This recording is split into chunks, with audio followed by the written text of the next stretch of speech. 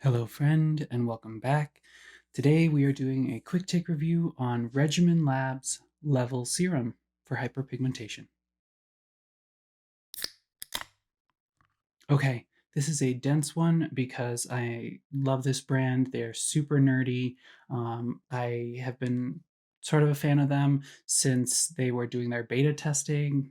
Just very cool stuff, very researched, very science-based, and I just love it, very effective.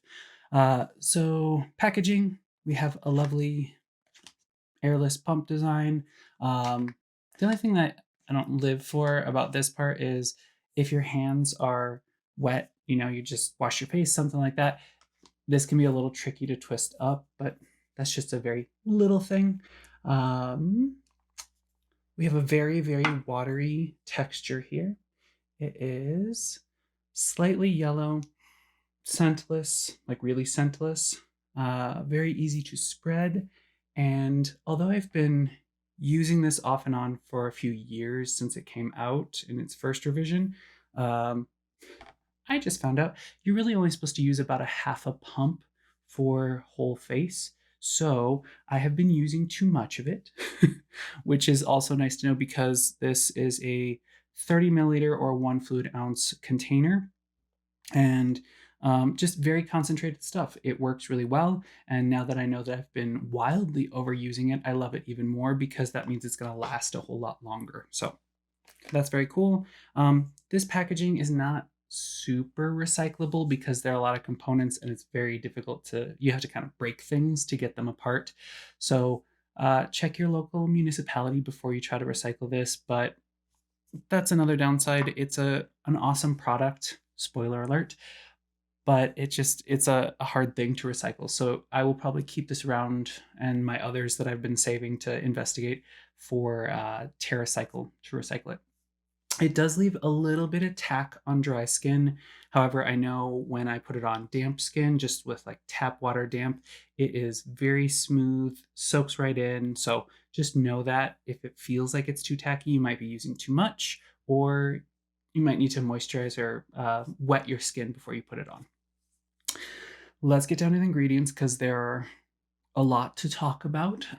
They tout that there are 11 actives in here, and that's certainly a better approach to hyperpigmentation than just focusing on one or a couple of superstar ingredients.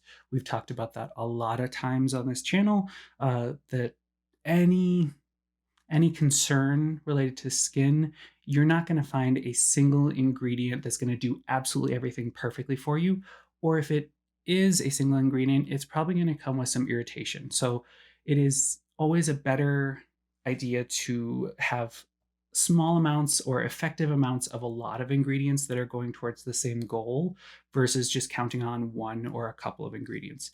I'm thinking primarily of vitamin C in this case, that vitamin C is awesome and it's a great antioxidant and it's a great brightener, but on its own, compared to 11 different ingredients in this one, it can't possibly hold up against that. So much more gentle approach by having a lot of very well-researched effective ingredients at effective concentrations. Let's get down to it. So I'm going to go based on kind of their percentages that they list, which I also enjoy. They're very transparent about things and how much is in it, and they give you access to the citations for research they use to decide on what ingredients. So just nerd heaven, this brand is.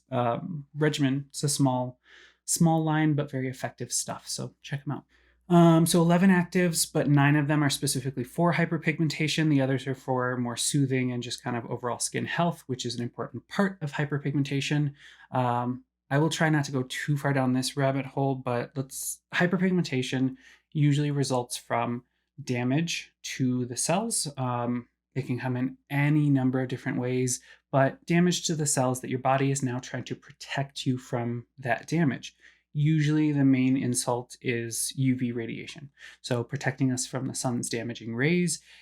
Your cells respond by producing more melanin from a melanocyte. It's what makes melanin and then stains the cells. That increases your resistance to UV radiation, but ultimately, hyperpigmentation is a sign that the skin has been damaged and it's trying to protect you from it.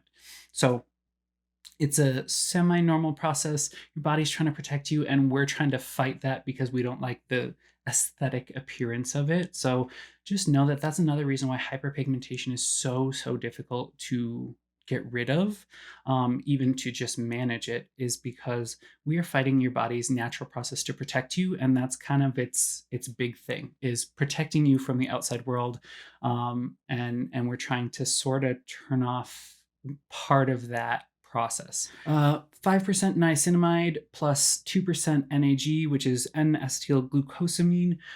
They make the best buddies. All the research around them shows that they make a very awesome team as far as fighting hyperpigmentation, stimulating new collagen and wound repair. So they're a great combination and great effective doses there. Niacinamide, it's B3. We all have heard of it at the very least. Niacinamide works in a different way than most anti-hyperpigmentation things do. So instead of it just attacking tyrosinase and inhibiting that, which is an enzyme that triggers melanin, it actually interrupts the transfer of melanin from the melanocyte to the keratinocyte or the skin cell. So it's blocking that transfer, and then it just waits for the normal processes to come through and clear it back out, since it would be kind of free floating. That's really cool because most anti-hyperpigmentation is aimed at just trying to slow down tyrosinase. So again, if we come from multiple angles and multiple different pathways and interrupt multiple different processes, we're going to have a better result than if we just had, 10 or 15 or 20 tyrosinase inhibitors. We wouldn't get the same beautiful effect as if we came from different angles. So kudos to them. Niacinamide's pretty common stuff, but it's a novel anti-hyperpigmentation ingredient. It also has about 2% or more will increase your natural moisturizing factors. You'll synthesize more of that good stuff that helps go in between the skin cells, like ceramides and cholesterol and fatty acids. So that's awesome. Helps with barrier repair. And then around 4%, it seems like it is the sebum balancing anti-inflammatory effect, which is great for acne. And if we control acne a little better, we will have a little less post-inflammatory hyperpigmentation. So it's at 5%, which covers all of that. 2% N-acetylglucosamine. It's an amino acid plus a glucose molecule. What it does is it also stimulates endogenous hyaluronic acid. So you make more of your own moisture humectant factor. Helps with wound healing. It's an antioxidant. It's great stuff. So when they work in tandem, they get better brightening and better all of the other things that they do. Kudos. On to the next one. 5% betaine. It is an osmolyte. So what it helps do is helps not in a big way moisture changes, but in a very micro way. So it makes sure that each skin cell is able to regulate the amount of water that it has inside of it versus outside of it, which just helps it function better. It helps it communicate better with other cells. So that's a very important thing.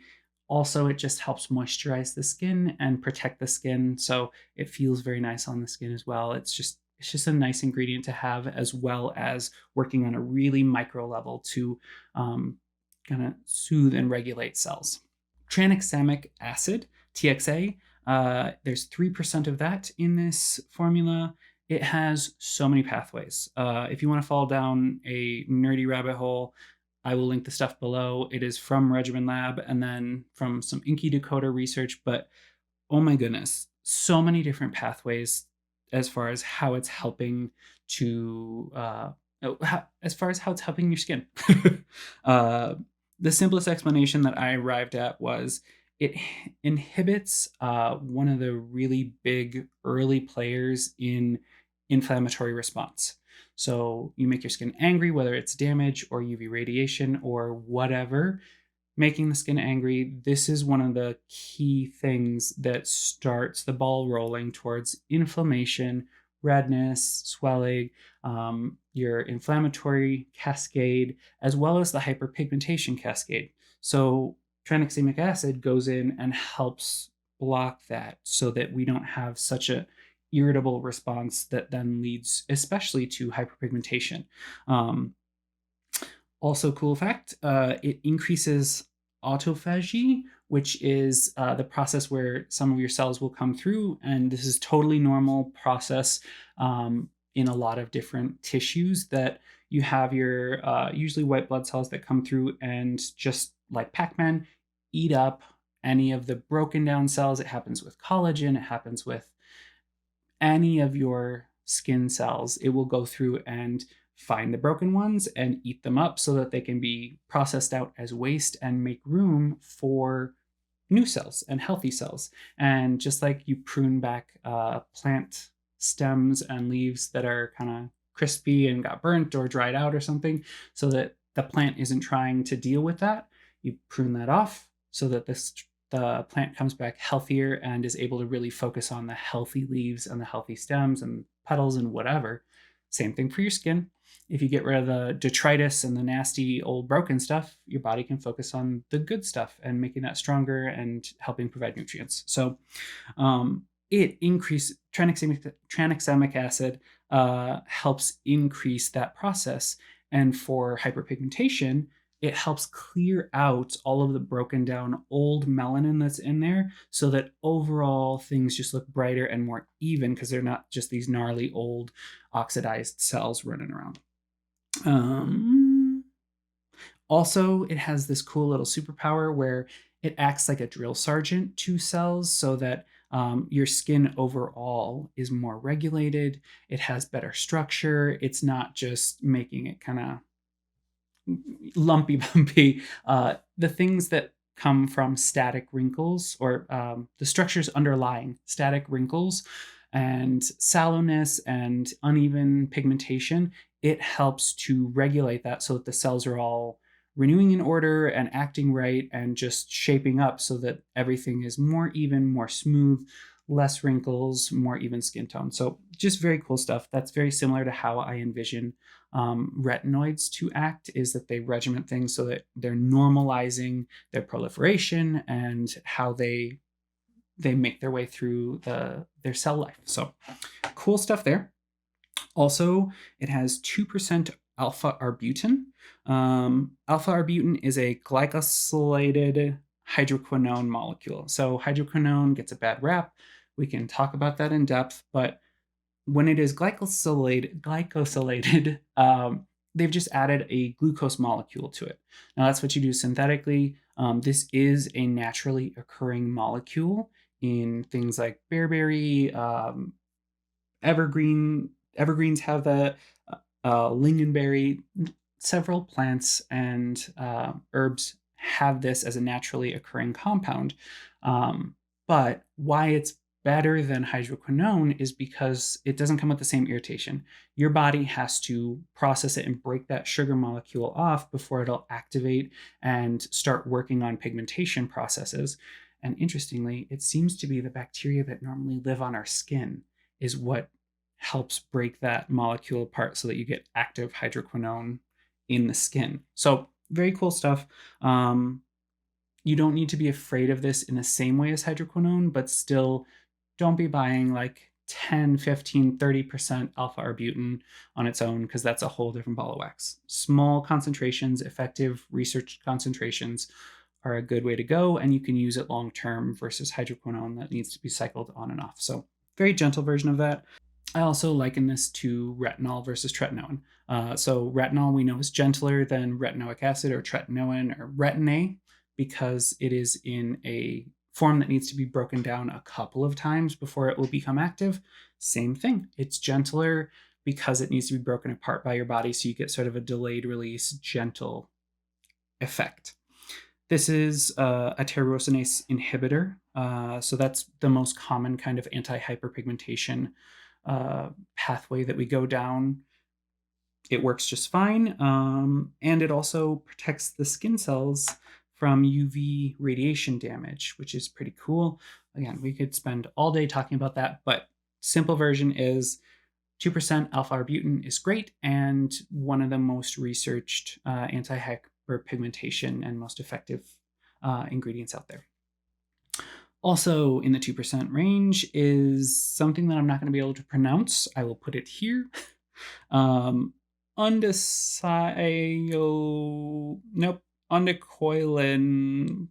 phenylalanine.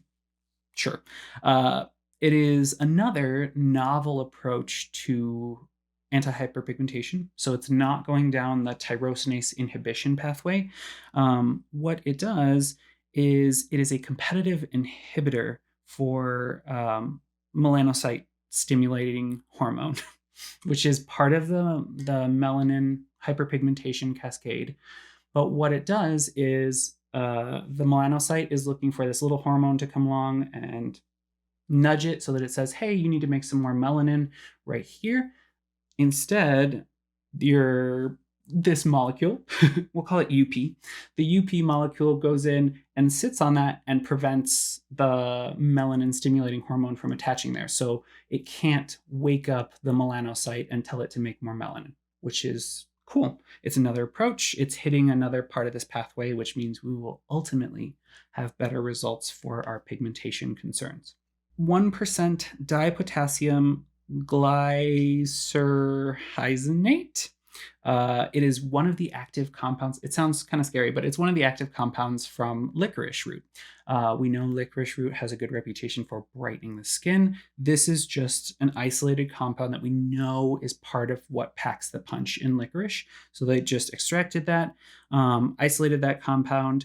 It is also very soothing to the skin. So that's another nice thing for hyperpigmentation, is the more we can keep things kind of soothed and calmed and anti-inflamed, that's going to help us break down this whole pathway that leads to hyperpigmentation and keeps it going. So prevents new stuff and helps reduce old stuff. They also included licorice root extract, which is great. One of the cool things I'm learning as I'm traveling down a pathway to learn about herbalism itself is how, yes, science is great, and we have learned about so many active compounds from things like chamomile. Why is that calming and soothing? And licorice root, why is that soothing to the skin and anti-hyperpigmentation? We have been able to isolate, or science has been able to isolate the active compounds that do that largely. But there are some mysteries still in plant compounds that we don't know 100% how they interact and why they work better together, and which ones are doing what in particular for the skin or for the body. So including the whole licorice root extract, I think, was a cool move, because you may have isolated one of the main compounds, but there is also probably some magic that we don't know about that comes just from a good extract from this classic medicinal herb. So just very nerdy, cool approach. Side note, there is another very, very long ingredient I will list here. Tetrahydrodifluoromethane. I think I got that one.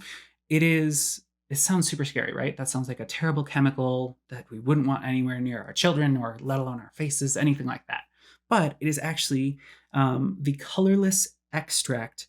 It's an active compound that's found in turmeric root. So all they did was find one of the active compounds that helps with soothing and anti-inflammatory and brightening and antioxidant that didn't have a tint to it, and they were able to extract that, and boom, there you go. So another plant compound that's just helping us out.